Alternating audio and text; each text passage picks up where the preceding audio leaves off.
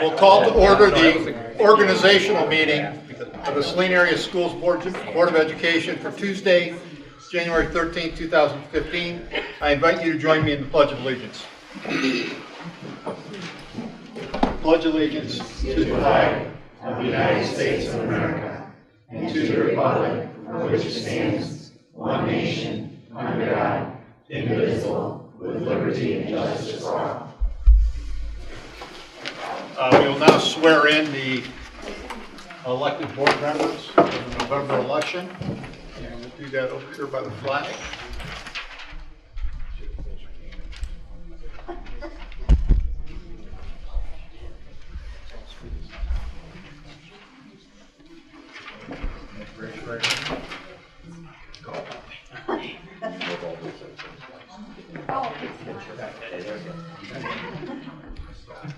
I do solemnly swear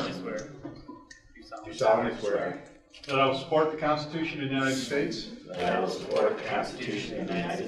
and the Constitution of the State of Michigan, and I will faithfully discharge the duties of the office of member of the Board of Education of Saline Area Schools, Washtenaw County, Michigan, according to the best of my ability. So help me God. Congratulations.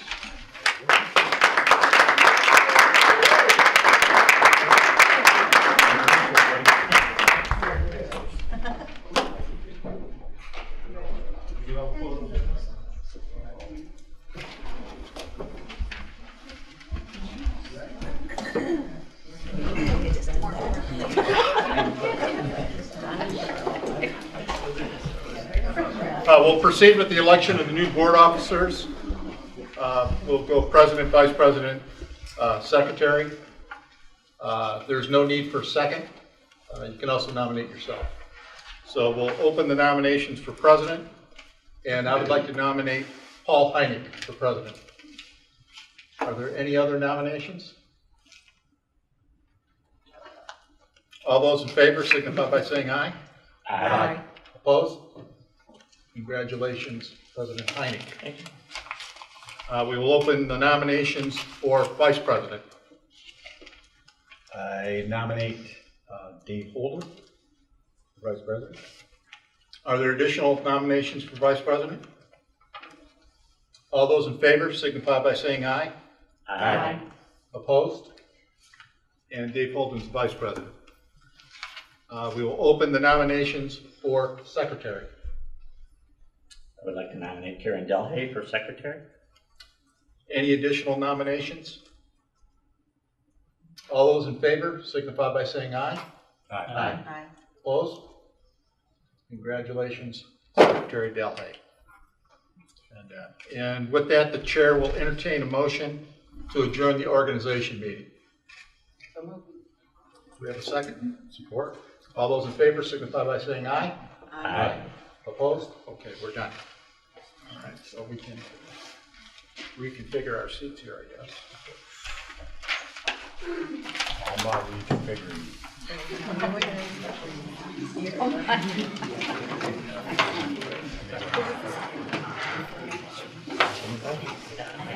Yeah, you go there.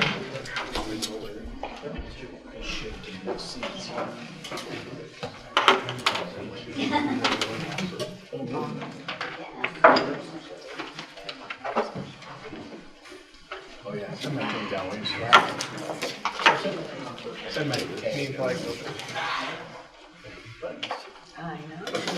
Are you going to do this funny?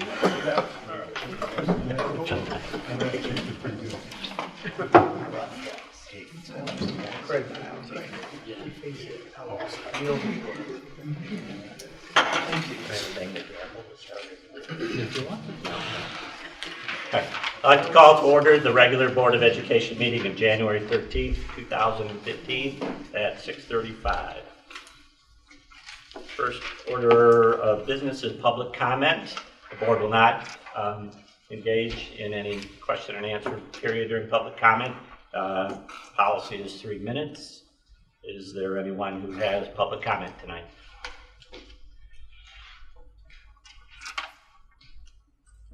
Thank you. Mr. Graydon, administration. Just three quick little things. One is I want to pass along kudos to our transportation department and our buildings and grounds department. A lot of winter weather last week in particular, and I appreciate all their hard work making sure that our students get to school safely and that our buildings and facilities are ready to go.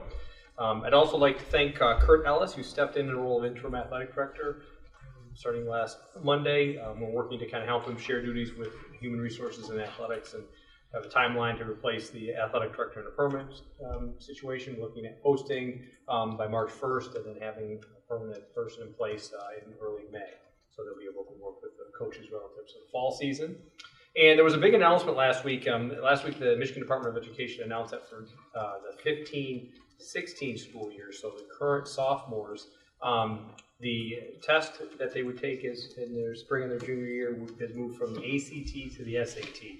It's kind of the new SAT too, so they're really, even the tests that are out this year for the SAT really aren't as relevant. So we work on that. We've met with our peer districts earlier today, talked a little bit about this issue, and we're working through what it means and maybe a little bit even too what it doesn't mean. So we'll be more to report on that. Lastly, I want to remind everyone, 2 weeks from last night, and 1 week from this coming Monday, the 26th, will be Poetry Out Loud at 7 p.m. at high school. That's all I have. Thank you. Board of Education members. I just wanted to thank President Holden, former President Holden, and former Vice President Chief Hock, and former Secretary Heineck for all your hard work the last year. You guys did a great job, so thank you. Anyone else say? Just one quick thing. There was an article in MLive today. The Michigan Athletic Department is launching a whole mental health initiative for their student athletes. And I think we should keep an eye on that in terms of what they're doing. Certainly would fit in with our goal 4. And not that we would necessarily do something just for athletes, but it may apply to our entire student body. I'd like to congratulate the high school debate team, and they were recently, after only 2 years of competition, named #1 team in the state. There were some individual awards, and we're going to try to see if we can get them here at the next board meeting to show us a little debating. So we'll see how that works.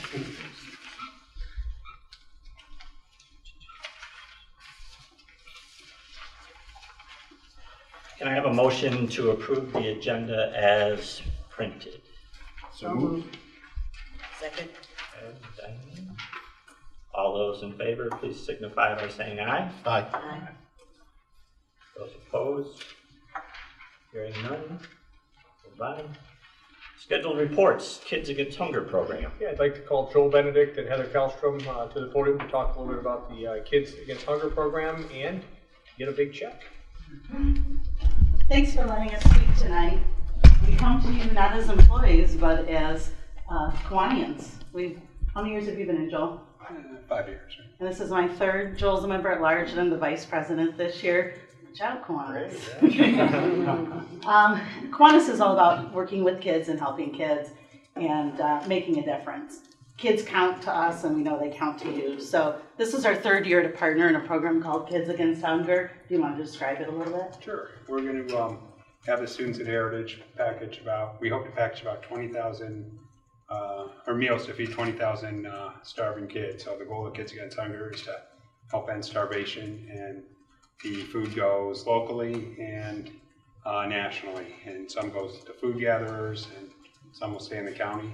And we need we're trying to raise $5,000 minimum, and if we raise more, that's great. We'll feed more kids. So it's fun for our students at Heritage. They get to learn about helping others, and get to learn other people maybe are not as fortunate as they are. And I think we're off to a good start in terms of raising money. So We use the kids, K-5.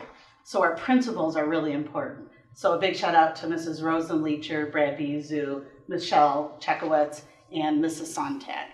We do 1 day, 35-minute fundraiser, and we raise an incredible amount of money. It's called Chew for Charity. So, Rex and his staff aren't always happy with us, but it's the one day kids bring in $1 and we give them a handful of gum, and so their privilege is they get to chew gum for the day.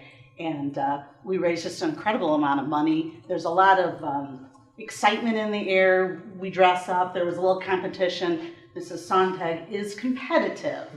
So there's a guy in our tech team and they were dancing it out and running. It was pretty crazy this year, but a phenomenal amount of money is raised. We call on our middle school, high school. We have a key club, a founders club, and then we work closely with Mrs. Melcher to do all of the packaging. So it's a total involvement, K-12. The staff and students really like it, and it's just a good thing. Kids do matter, and it's fun that we come in to do service projects. This year, Joel wrote a grant to help support our fundraising. Yeah, so I wanted to be sure we were ahead of the game in terms of getting the money, and we seem to be well on track to doing better than last year. So hopefully we'll break $6,000 and maybe more. And I know several of the people on the board have helped out when we've done the event, and that's always great. So if the board wants to come and join us when we package the food, we need adults watching the kids help put the stuff together. So, and it's a lot of fun. The kids like doing it, and we like doing it. So thank you. And we'll thank the guy who's going to give us a check. Come on up. There's a gentleman to bring a check to help additional fundraising dollars this year. It's just like publishers. We'll present the check and take a photo in just a second, but I'm Bill Kristen from MEMIC Insurance. We've been in business helping educators with their insurance needs since 1950. MEMIC has a foundation specifically for these type of needs, and so Joel and his team were awarded $500 from the MEMIC Foundation. Please tell all of your staff about the MEMIC Foundation. If you go to MEMIC.com, they'll be able to go to that website. There'll be links to the foundation where they can find out where to sign up and how to apply for the grants. Congratulations to Joel and his team, and if you don't mind, we'll take a few minutes and just get a photo. Sure.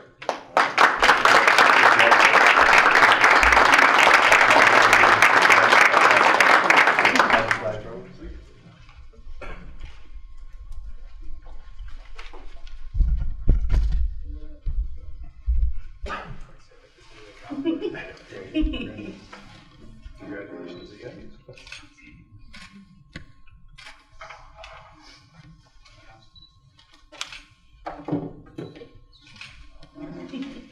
Switch spots. Oh, my lens is on. The cap's on.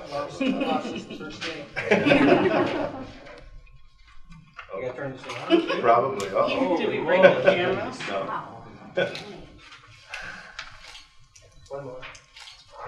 Super. Thanks again. Appreciate it. Don't forget that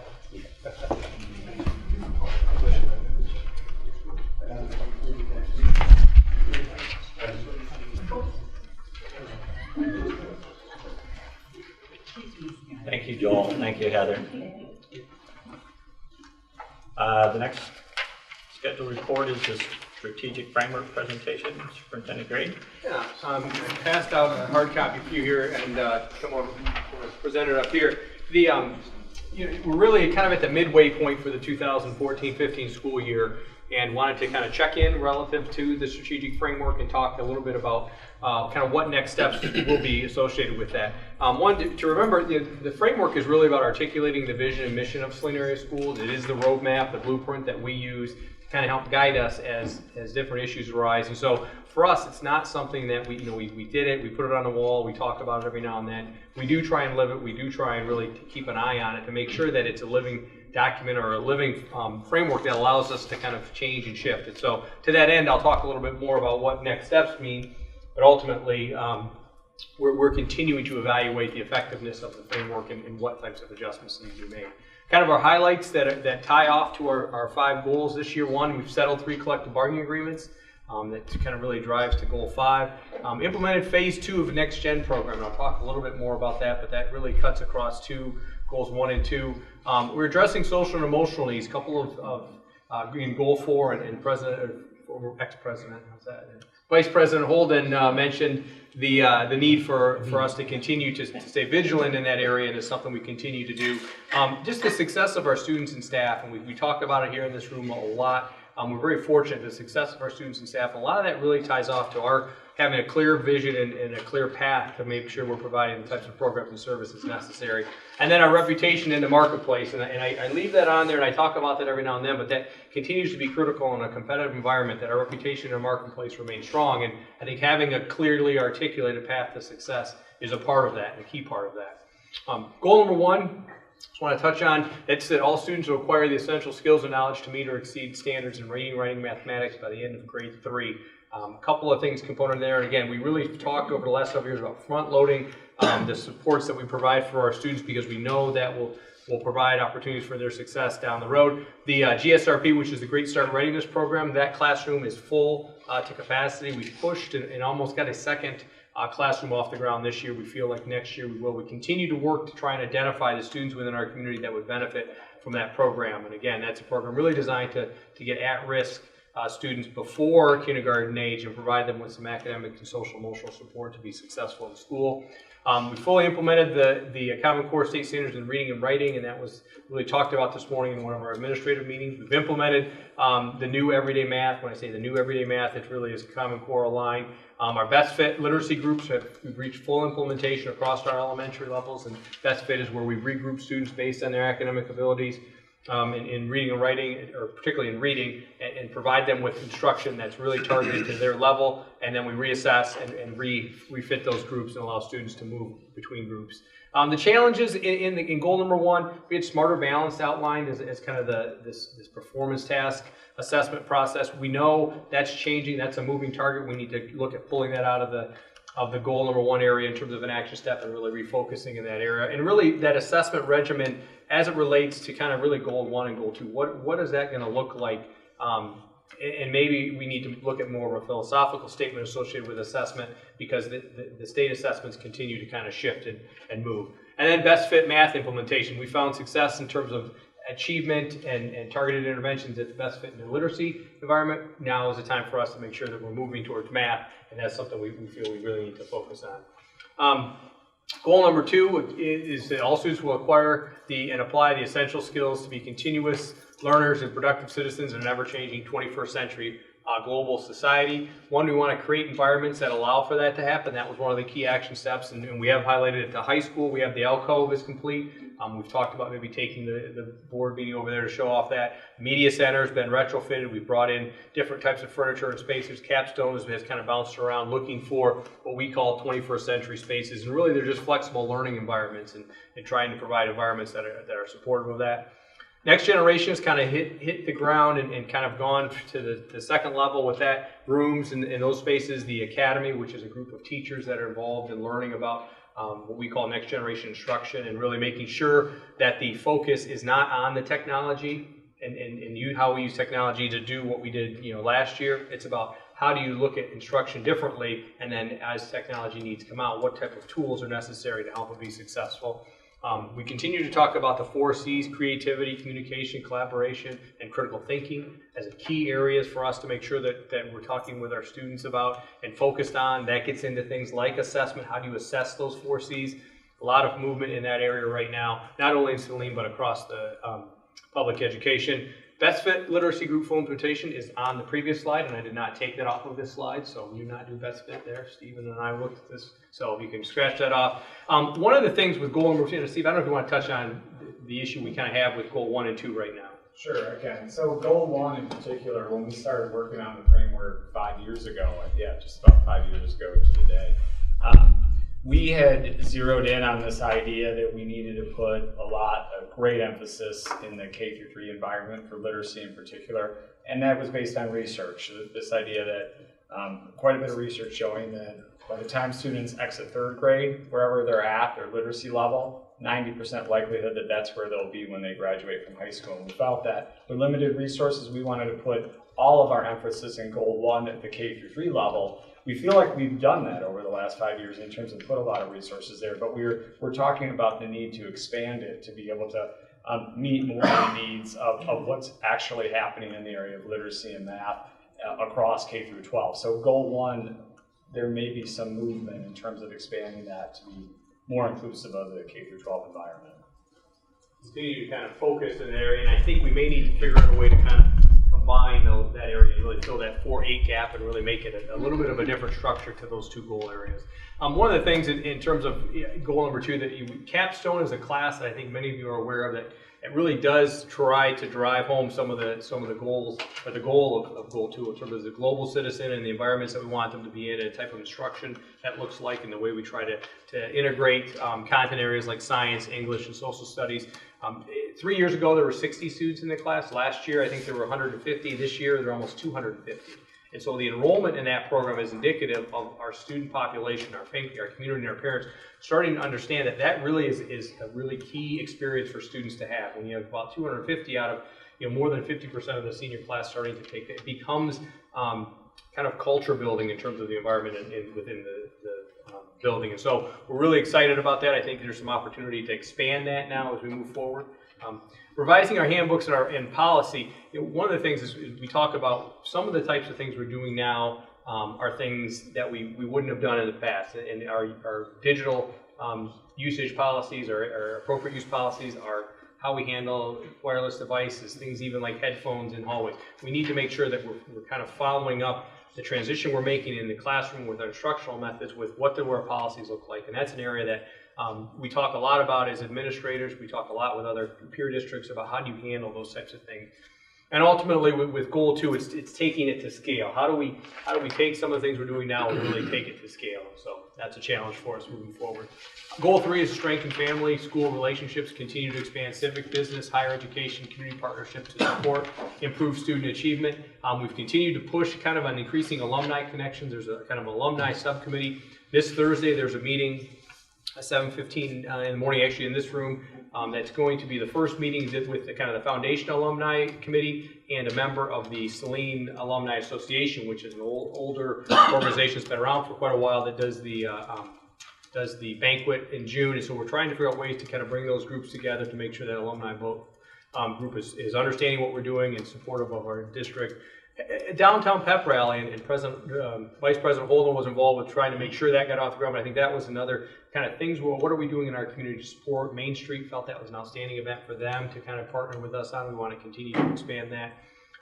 We have a program called Classroom to Boardroom. Last year we started it. We want to expand it this year, and we've met with several businesses and made business contacts to try and make sure that the resources are coming from business into the school, but also we're having ongoing conversations when we bring folks from business industry, and we often learn about our program in terms of what are they looking for, what are the gaps in terms of things that they're not seeing out of students coming out of not only Saline but other schools, and trying to make sure that we're communicating effectively about their needs, because that, frankly, their needs can be jobs and opportunities and career pathways for our students. So we want to make sure we continue to push in that area. Media and communication, I think we do try and make sure, particularly within our community, get the information about our students out. Steve, we get a lot of positive feedback now. We've kind of gone to that one email each week trying to communicate information about our student successes effectively, and that continues to be a push for us. Expanding our network, we continue to look at, okay, we can kind of have access to our parent groups. How do they help us? Are there ways for us to expand that? And then really improve our, what we call, I kind of termed our non-typical connections. Expanding our network and improving our non-typical connections, a lot of times I think it feels like it's the same people doing things. It's the same people at events. And how can we make sure we're expanding that? How can we make sure that we're open and inclusive to all types of people who want to help support Saline Area Schools? And I think that's a key move for us. If we're going to move in Goal 3, those two challenges of expanding that network and the folks that are involved is critical for us. Goal 4 is enhance a positive school environment, promote student staff well-being, satisfaction, and positive morale. Again, we continue to kind of have this social emotional review and support. I think by the end of this year, we're going to have some real specific action steps to be able to move forward in that area. We continue to highlight building and district level staff events. I think we've tried to continue to provide. We had Schools of Rock this past Friday's one. We had Ag Olympics earlier in the year at the district level, but at the building level, we're trying to encourage buildings to do kind of new and creative things, almost as a social environment for their staff. In particular the staff. And I'll use the high school's example. This year, they typically have kind of a winter break holiday party. They did one for families and had kids activities. So younger staff could bring their children and have kind of an event there. And then they also had another event that was more adult oriented. So again, looking at ways to make sure that the staff feel comfortable and connected to their peers. Expansion of leadership opportunities. Talked a little bit about, we have the Next Generation Academy. How can we continue to provide leadership opportunities for our staff, particularly our teachers and our support staff? Are there ways for them to be kind of those leaders from within in those opportunities? Kurt got a leadership opportunity he didn't even know was coming this way. And then another, our cohort mentoring model.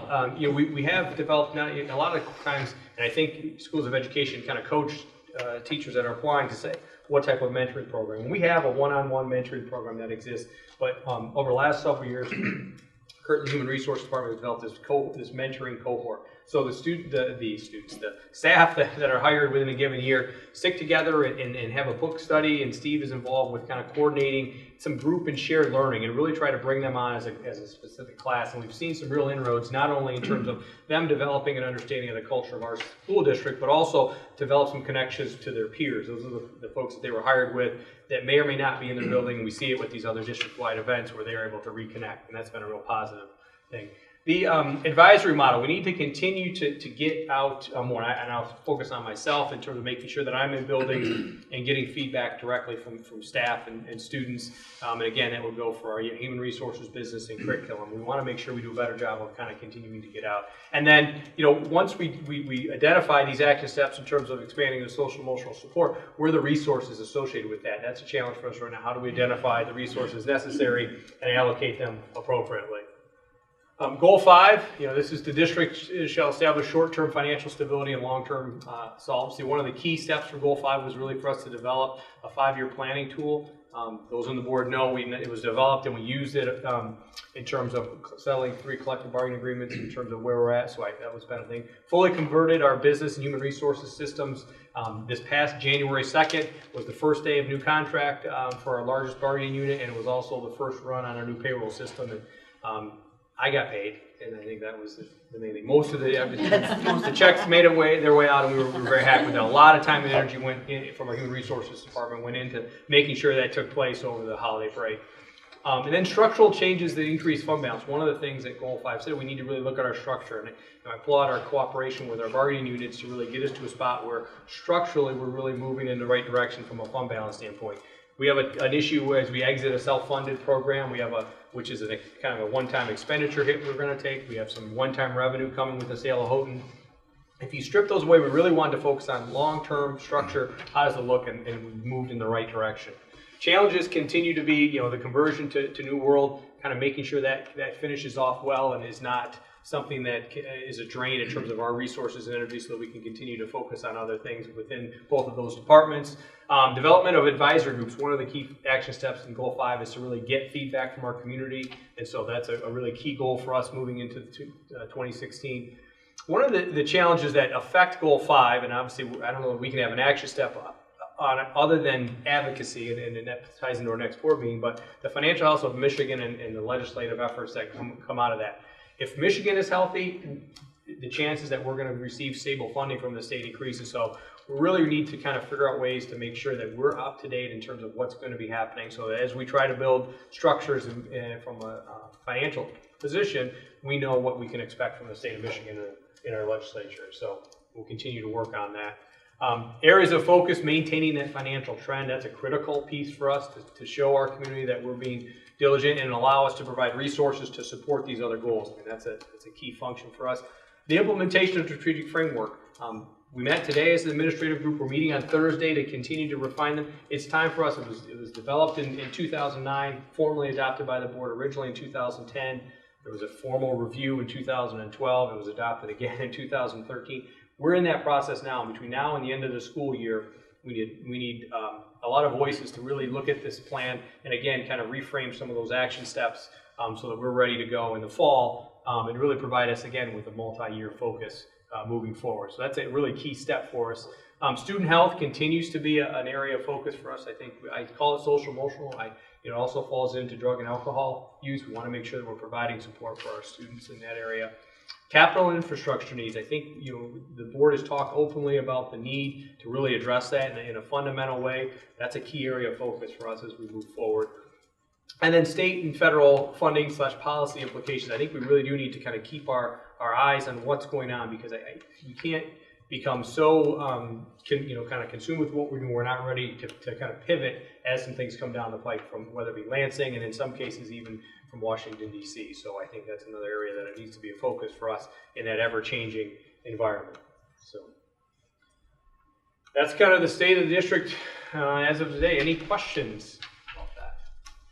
I just have a comment. I had an opportunity to have lunch with a new employee to this district from another district, and it was very heartening to hear her response to having the opportunity to be in this district. She was absolutely thrilled. She keeps sending photos back to her old district, to her friends there, to say, look, this is where I had lunch. This is my bathroom. This is my it works. Things flush and open and do all that stuff. So anyway, I think that's a real compliment to the quality of the staff, the administration, and the support from our community, which I hope will be continuing. It was really a great thing. One of the things that she mentioned was that she had a mentor in her other district whom she never met. But on day one here, it's a full-fledged program. And that's very impressive, because you can write things down and have a good-looking model.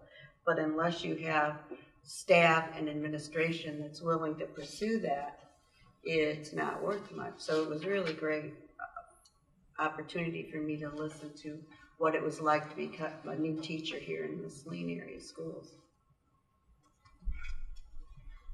Any other questions? Another comment about the capstone course. I know a lot of my friends really enjoy it, and they like the different setup of the classroom. It's, even though it's not like a typical like lecture style class, it's still not considered one of the flow off classes. So it's really nice. I think that as we move forward with the development of the bond proposal, things like the development of advisory groups will fit nicely into that. Goal 3, being connected to the business community and clearly explaining the need to them. When you look at some of the other areas, implementation of strategic framework, capital and infrastructure needs, all of those are really going to be an integral part of that bond proposal development of it, and then hopefully taking it to the public and being successful with it. Scott, each goal had a set of action items. Do you know on a percentage basis how many we're accomplishing? If we're running out of action steps, then we need to reassess. Well, yeah, I don't know that we're running out of them, okay. Per se, but I think we're getting to the point where we're ready to transition on some, and then particularly goal 1 and 2, and that was the conversation today with the administrative group, and I don't have a specific percentage, we'll know more after Thursday, but there was this sense of, okay, I don't want to say we're comfortable, we kind of understand where we've been going, there's a next natural step, and I think we need to really think about defining that. Steve, I would say we're 70% successful with the action steps we set out for. And there's a few we realize we may not want to pursue, or we need to move in a little different direction. I'd say that's about we that. did talk a little bit today about kind of this concept, I think, maybe for strategic abandonment. There are some things that were good ideas and well-meaning ideas that were in place that we haven't really pursued for very good reasons. And to instead of saying, well, it's in the plan, so we need to keep it in the plan, or it's in the plan, so we need to start working on it, there are things we need to maybe walk away with. This really becomes now the focus for us in terms of where we go. So I think we're really at that process, or at that place right now, and we need that process to take place over the next several months.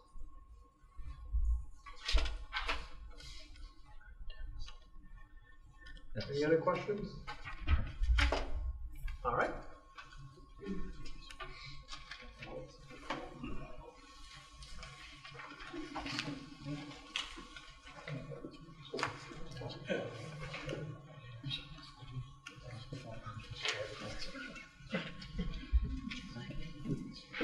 Action items. Can I have a motion to approve the nomination of Heidi Fanes to run for the MASB Board of Directors from Region 7? So moved. Okay. Second. Heidi, do you want to fill us in a little bit on?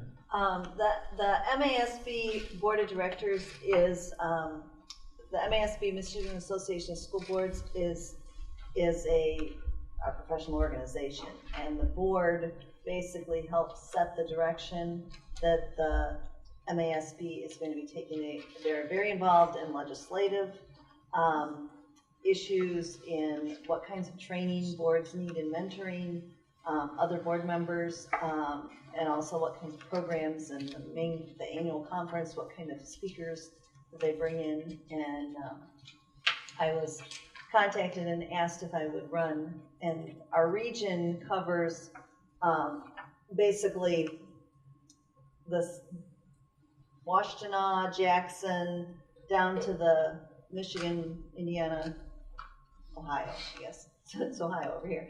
Down to the Ohio border. It doesn't go into Wayne County, and it goes up Eaton County. And Is it Region 8? It doesn't coincide with the MASA it's not the region. same as the MASA region. But it it covers quite a bit of, there's, I think, only, well, here, let me just tell you which, I'll read them here. It covers Eaton, Hillsdale, Ingham, Jackson, Lenawee, Livingston, Monroe, and Washtenaw counties. So it's quite a bit of people. So was there only one representative from You know, I can't remember if it's one or two. two? I think it's two. But I might be wrong.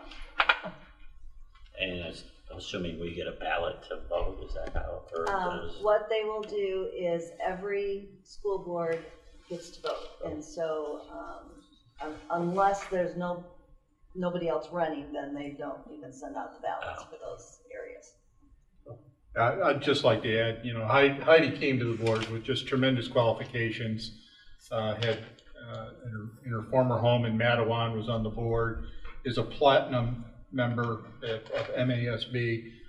Certainly when she came on the board, it upgraded this whole group. And I'm excited you're stepping up for this, because whenever we have an opportunity to expand our control and influence, that can only benefit our students. Well, I think being on the board and having a representative on the board will get ears to Lansing that we wouldn't otherwise have. And so I think that's a positive thing for us. okay. Thank you for volunteering to do this. All those in favor, please say aye. Aye. Aye. Aye. Nays, hearing none, motion passes. Can I have a recommend motion to appoint the board's recording secretary, Patty Waltz, and Karen Delhay, board secretary, and Superintendent Graydon to serve as the board's designees for posting legal notices? So moved. Second. Diane? Any discussion on this task? All those in favor, please respond with aye. Aye. Nays? Motion passes. Can I have a motion to approve the proposed changes to policy 7800, school ceremonies and observances, as submitted by the board policy committee? So moved. Support. Freeze, trustee Fox, or not, sorry, Freeze, no. I'll speak to on the front page of the policy, we added a line on policy 700. The board would designate religious holidays where scheduling major events should be avoided, and specific religious holidays and major events are defined in the regulation. In the regulation, the last page of the regulation defines what those major holidays are, and then kind of frankly spells out a 5-year calendar of when those dates occur. So it's very clear and specific, and we can share that information with staff. This is almost, well, it is virtually the same policy or ad reg that was in our previous policy manual. It did not get carried forward in 2008 into this one. We do have an administrative regulation that then also defines major events, talks about major exams, standardized tests, tryouts, and then major events like prom, homecoming, graduation, student pictures, etc. So it's very clear as to what defines a major event and what are the days we need to avoid. And there are 1, 2, 10 days to avoid federal regulations.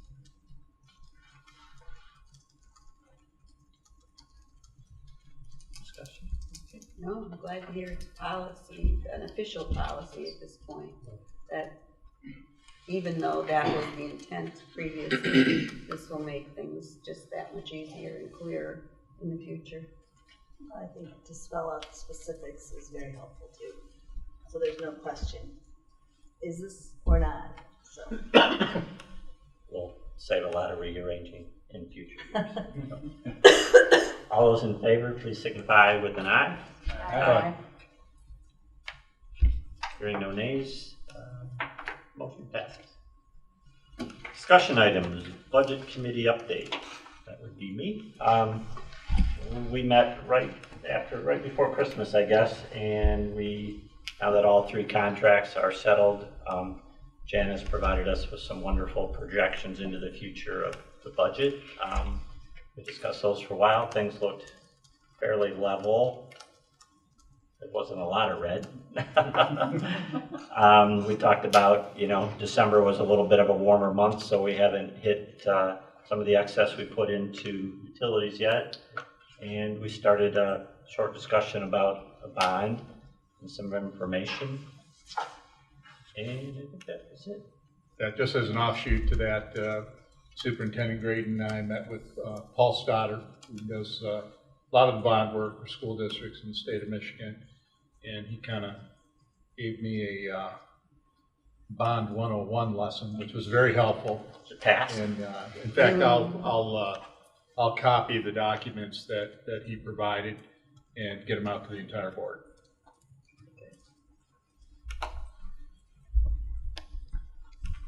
Policy committee update.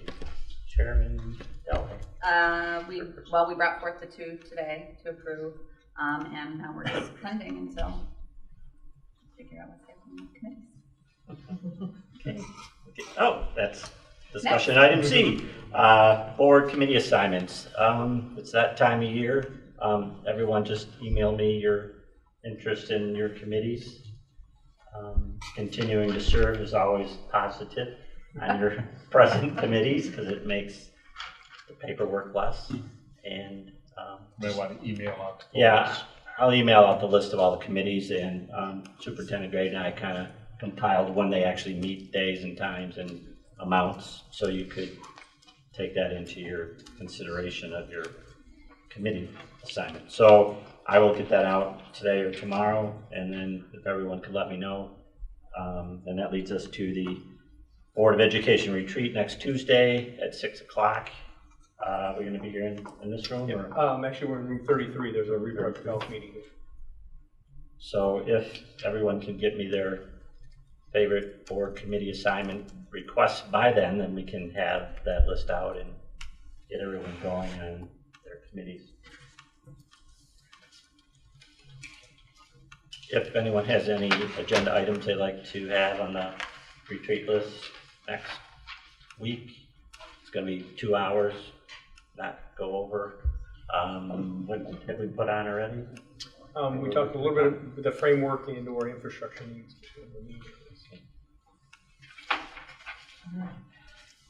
Consent agenda. Can I have a motion to authorize the following items as part of the consent agenda? A, B, C, D, E, F, and G. Move. Second. Trustee Heck and Vice President Holden. All those in favor, please signify by saying aye. Aye. Nays? Hearing none.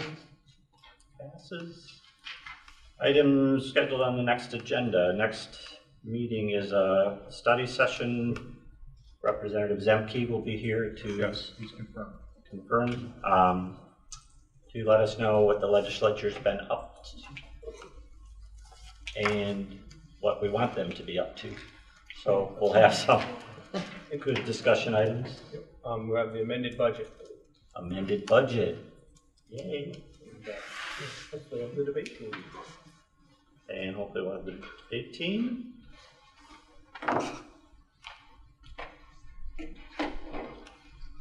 This is the second chance for public comment. Anyone have any comments?